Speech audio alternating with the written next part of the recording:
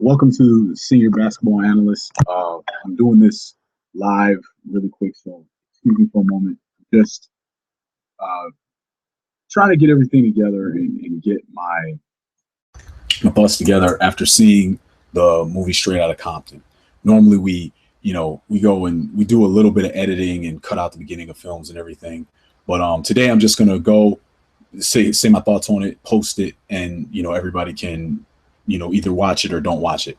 I was all set to go and see this movie and tear it apart. I really assumed that this was going to be some kind of I thought that there were going to be a lot of errors and a lot of things about it that um were just incorrect. And that's not what we ended up with. That's not at all what we ended up with. In fact, what we got here was an incredible movie. It really was. It was incredible all through it. I just kept taking notes and just watching and everything that I had to say about it and thought about it. It was just glowing. I really wish I had more of it to be upset about. It's interesting to contrast it with the films that were previewed. Garbage that nobody should want to see. Vanity pieces, stuff that to me is just an excuse for people to go to a studio and hand money to their friends. Just trash that nobody should see, something that's not going to entertain you. This was a 2.5 hour movie, and it was entertaining from the first second all the way to the end. It was extremely entertaining. And more importantly, it was fairly accurate. And I only say fairly because even though I was growing up at this time and I was a person that listened to NWA's music, there was no internet at the time. And you certainly as a black kid didn't have internet in your house. So I don't know for a fact that everything was perfect.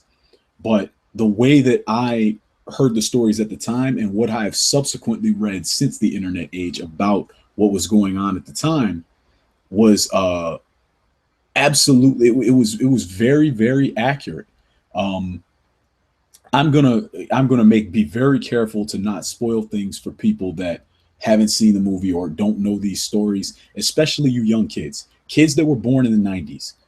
Go see this movie, especially if you listen to rap music or if you are part of the hip hop community. If you're part of the hip hop community, this is a must see film. Chuck D has been making a lot of noise about it. He's absolutely, this is something that everybody should go see.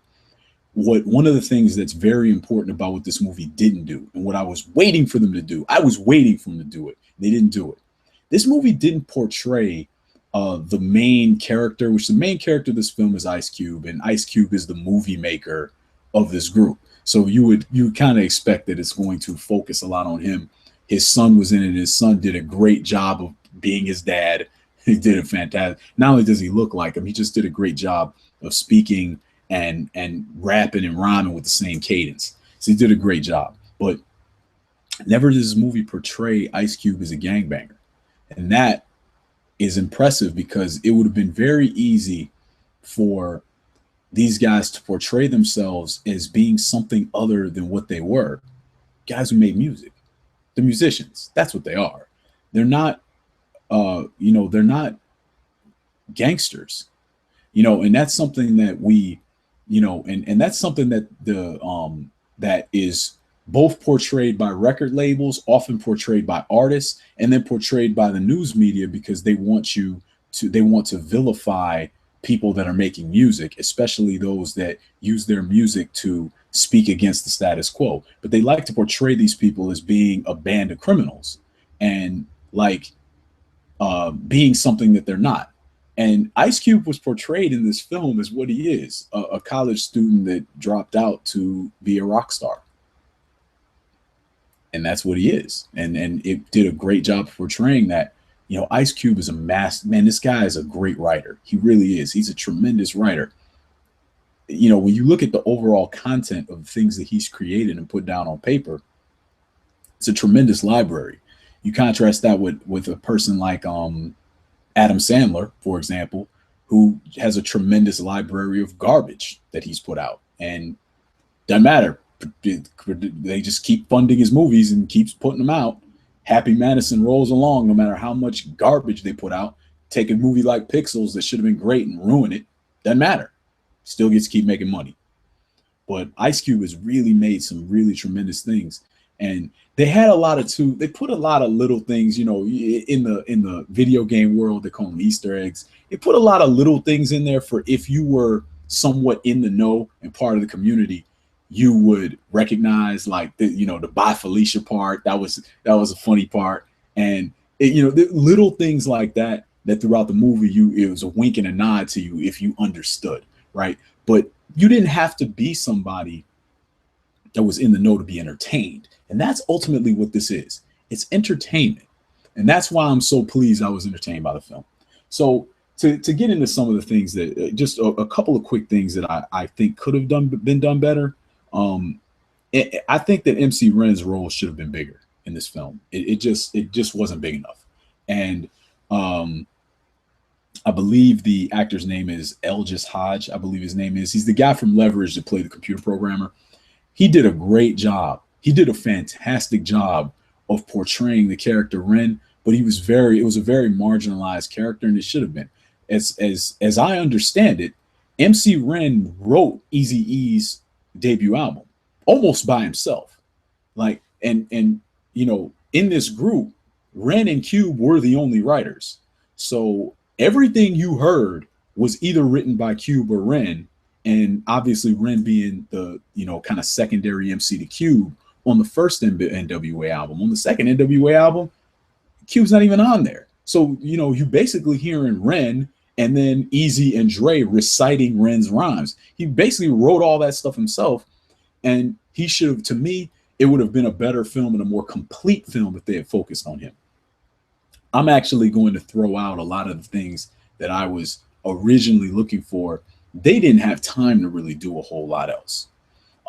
Some people are upset that the Dr. Dre beating of D Barnes was not put in the film. That is a valid argument, perfectly valid. I don't like men that beat women. I don't like that, and I don't like that part of who Dr. Dre is. Dr. Dre is a guy that will assault a woman like she's a man. Meanwhile, while he was getting ripped off and robbed by everybody he encountered in the business world, until he managed to, sell his portion of Beats Music and become a near billionaire. But the entire time that Dre was selling all these records and selling 50 million records or whatever ridiculous number that it is total, in when you combine all of the Ruthless and Death Row albums that he personally executive produced, this guy should have already had hundreds of millions of dollars in the bank already prior to that. This movie is not kind to Dr. Dre. It makes him look like a buffoon because he was a buffoon. He was robbed every step of the way while people were telling him he was being robbed and he didn't believe them. And I remember that as a kid, Ice Cube told him these things and they put that in the movie, and that was good. They were accurate to that. I'm going to tell you just, and I'm just doing a lot of stream of consciousness as I remember things. The guy that played DJ Yella was outstanding. And the director of this show, he watched it, a midnight screening of it.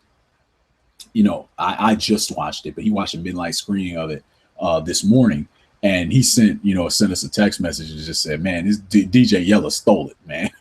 He was outstanding. He was outstanding. And you know what? For what I know about DJ Yella, it was a perfect portrayal of him. And it was good usage of him in the writing to make him, to not keep him marginalized. I thought it was a great highlighting of who he was, not giving you too much and not watering the story down, but just having him being a guy that was there, man, saying funny stuff, man, having sex with women and just doing the stuff DJ Yella did. And it was just, I thought he did a fantastic job.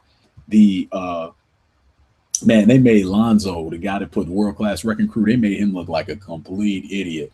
And he was. And you know, he almost looked like that was what they based the character Pinky. It almost made it look like the character Pinky from Next Friday, Friday After Next.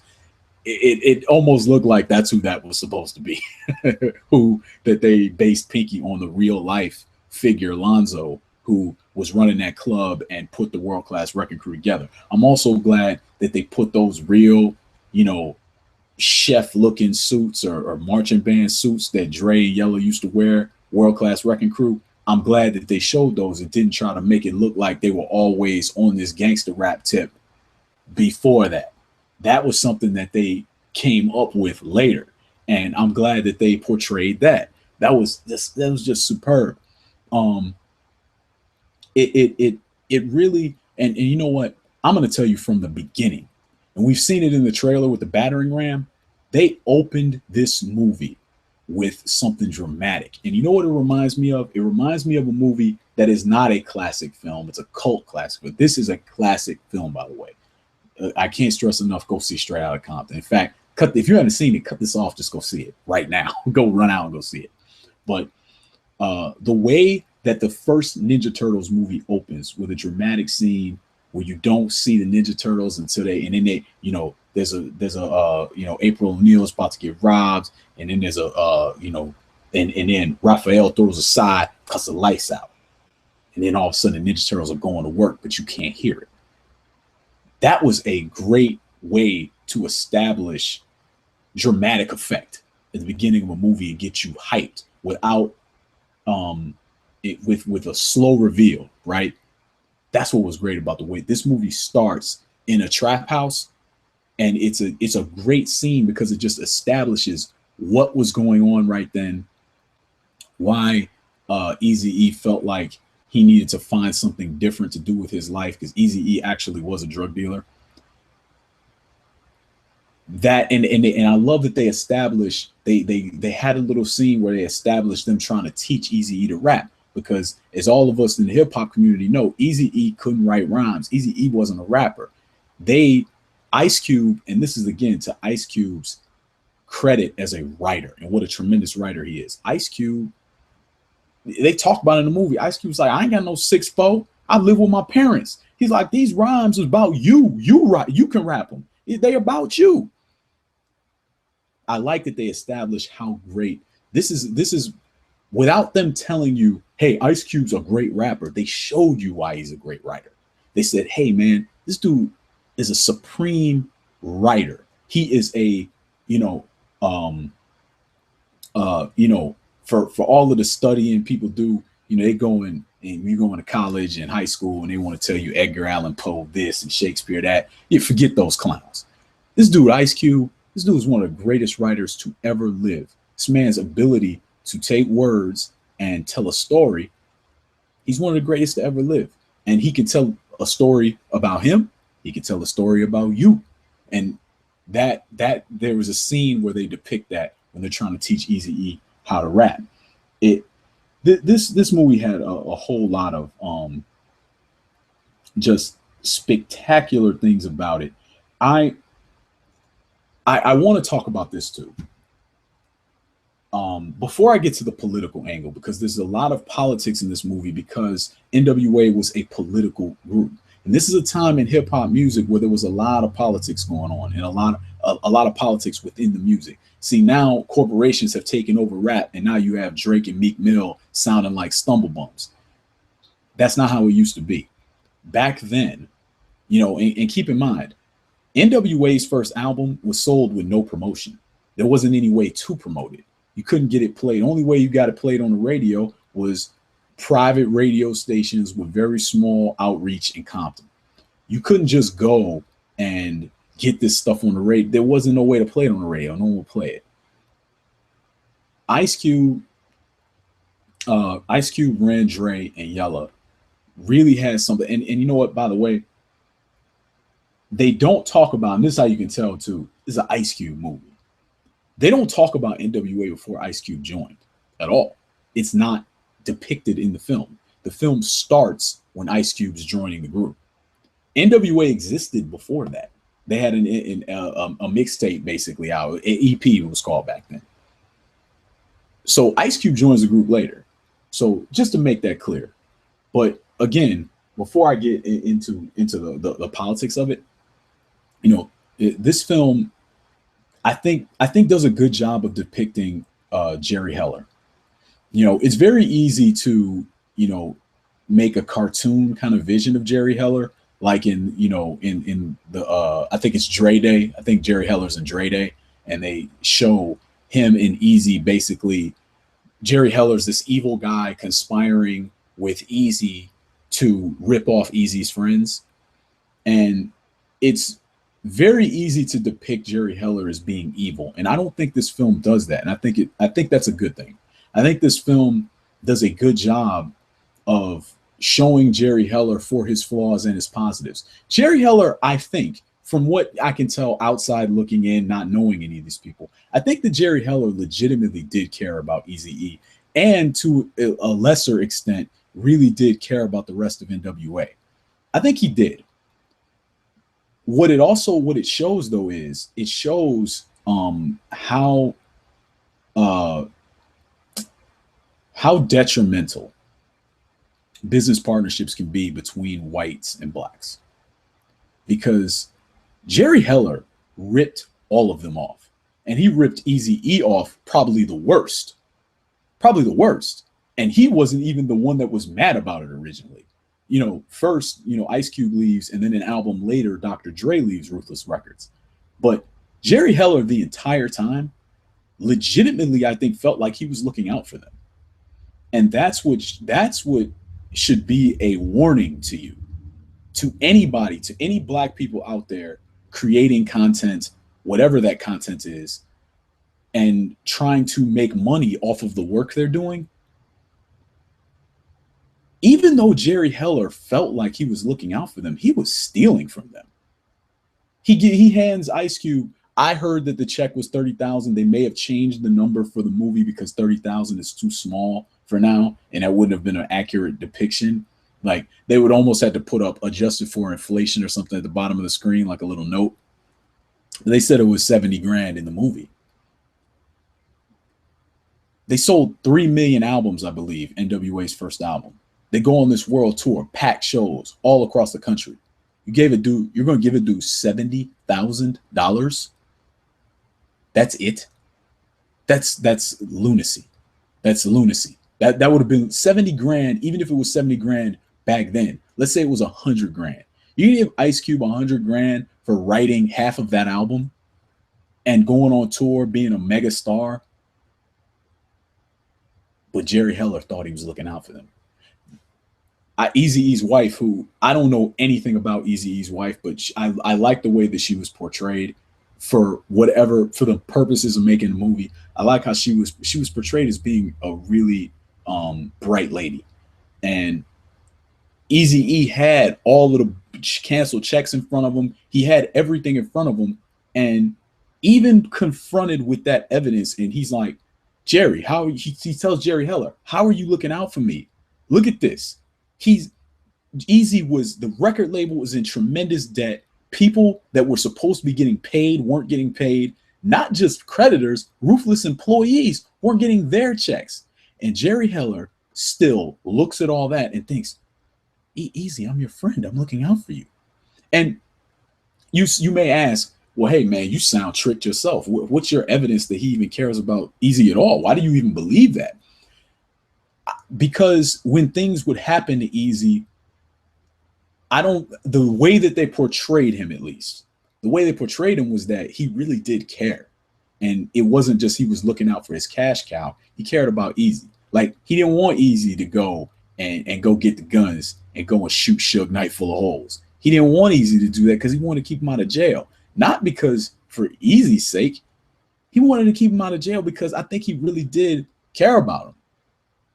But look at how they do business and look at what they do to you. And I'll take that a step further. You saw in that, and they did a great job of splicing this in there, because this is what was going on at the time. So, you know, you saw all those cops viciously beating Rodney King over a traffic stop. What's going on today? They're shooting us in the street over traffic stops. And think about this. And what I want you to think about For all my brothers and sisters watching this, if white people really cared about you, would they send their police out to beat, incarcerate, and kill you over traffic violations? Would they really do that? You don't ever see that happening to white people. There's a dead black dude laying in the street every day over nothing because they send the cops out there to do that. And that's really the mind-boggling part to me.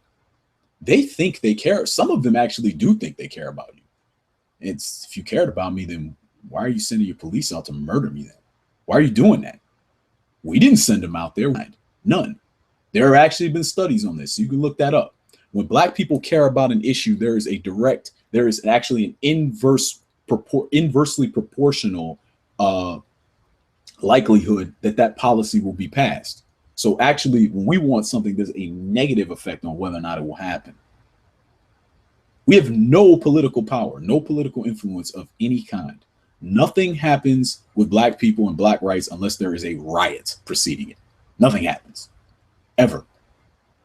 And I don't know that there could be any bigger evidence than you're watching a film with some footage from the early 90s, Rodney King getting beat like a dog by half the police force for no reason.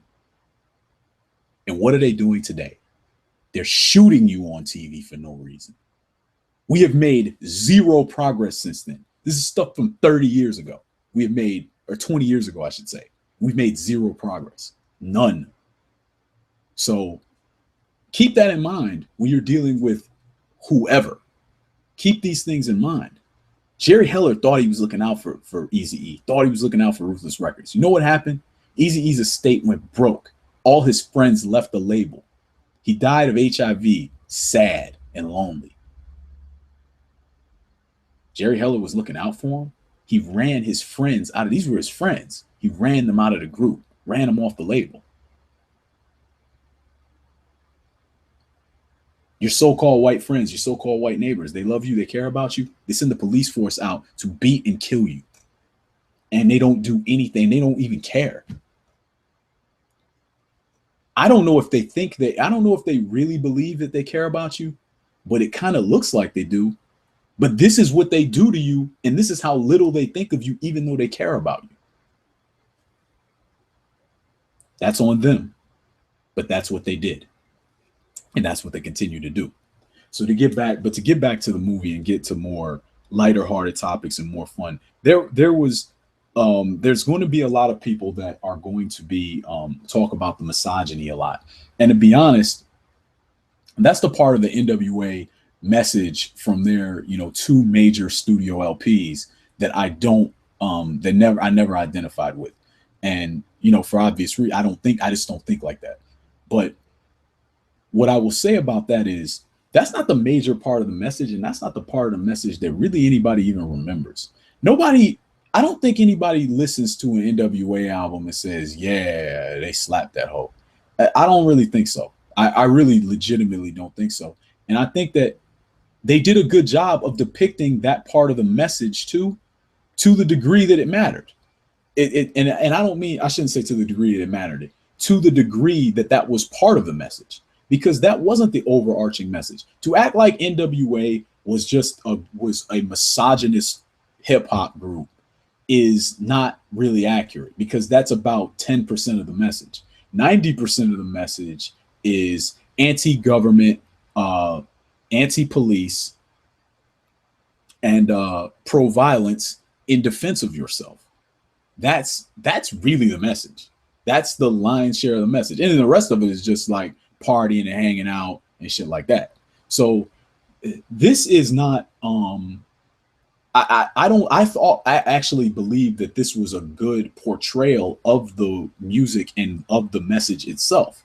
I think it was a good portrayal in that regard too. A couple of little notes. Drunk DOC was cracking me up, man. If you don't know about the DOC, man, go, type him into a search engine, listen to some of his music, man. The Formula, the grand finale with NWA.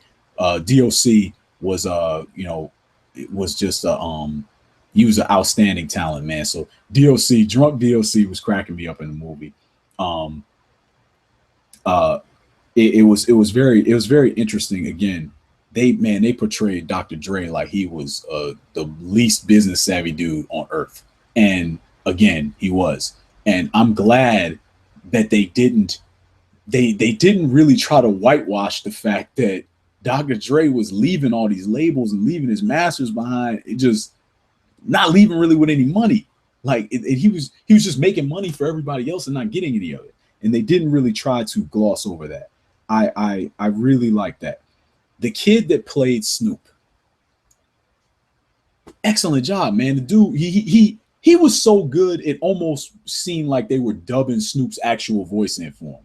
And I don't mean during like because some of the studio rapping, and they did a good job of that too. They did a good job of sometimes sneaking in their real voices, and then sometimes using the actual studio recordings. So sometimes it would be Ice Cube, and then sometimes it will be O'Shea Jackson Jr.'s voice. They did a good job of doing that. But I mean, just when the guy playing Snoop was talking, it was almost like you were listening to Snoop sometimes. He did a great job. What they really should have done, though, was they needed to do some of them camera tricks like they used to do with Don Adams on Get Smart, and have him standing on a box or something and do a real close-in shot, because he was just too short. It looked stupid. If it wasn't so obvious when he walked up, and the way Snoop has that unique way of speaking that I'm not even going to try to imitate, if it wasn't for that, you wouldn't even have known it was him until they introduced him formally to Suge Knight. But he was that good. But the dude just didn't physically. He was just too short. He was at least 2 or 3 inches shorter than the guy playing Dre. Who Dre's not a short man. He's around 6'2". He's not a short guy. But Snoop is significantly taller than Dre. He's probably 3 inches taller than Dre. So the guy just looked too small, but he was just as skinny, so he just looked too small. He looked more like Corrupt or something. He just looked too tiny. But as far as his portrayal, he was spectacular. He even did when he was doing a little acapella rapping of Deep Cover. He even did a good job with that, so that was good. I'm gonna wrap it up with this.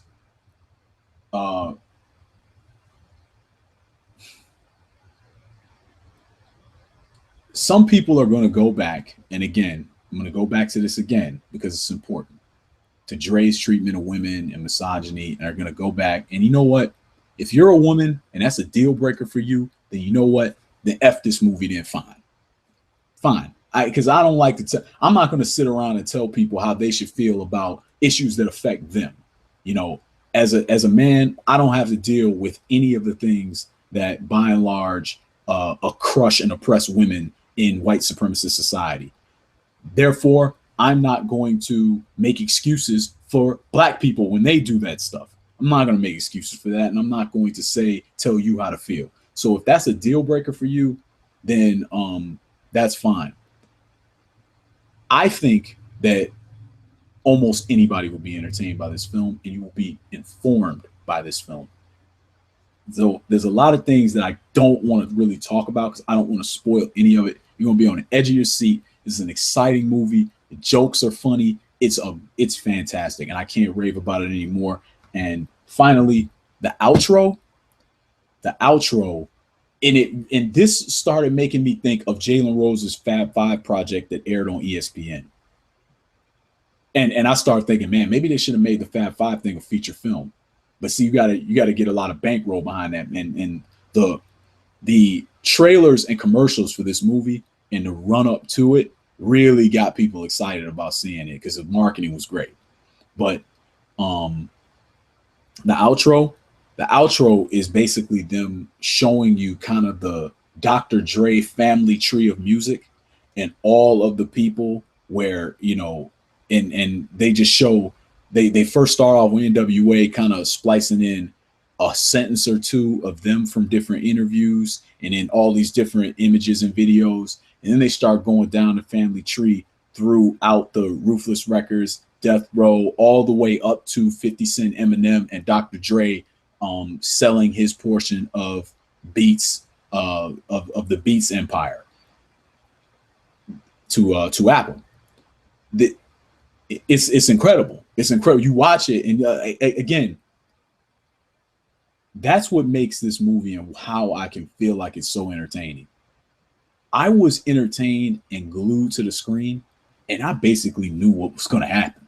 I knew all these stories. I'd heard them all before, and I was glued to the screen. So, that's it. I'm not gonna belabor it any further.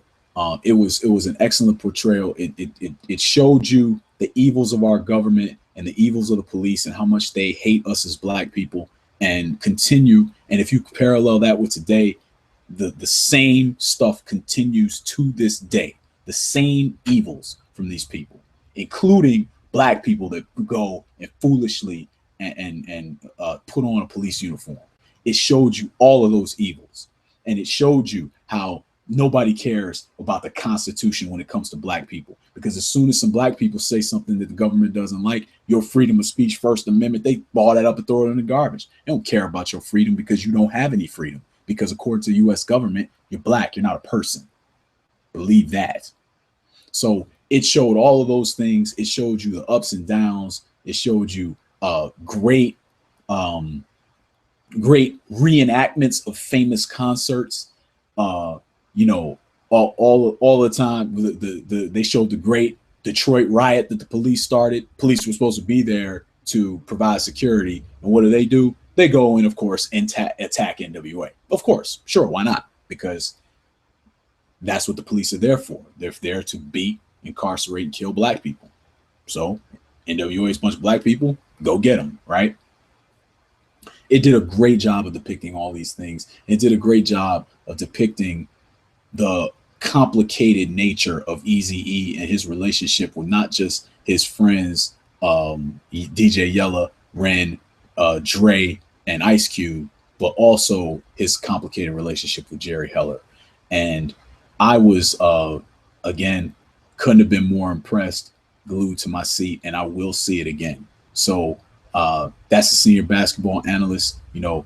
Drop me your comments or whatever, and you know that.